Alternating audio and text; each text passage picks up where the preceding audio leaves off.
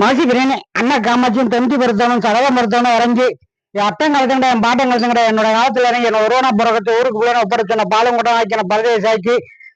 அள்ளிவிட்ட சாமலுக்கும் சொன்ன சொல்லுக்கும் பழுதுராமா மாணிக்கமலை விட்டு பரிமாற்ற திருப்பி மணல் பாமனுக்கு முழு குறும்ப விட்டு அண்ணன் கருப்பு வரும் ஜங்கலி புறப்பட்டு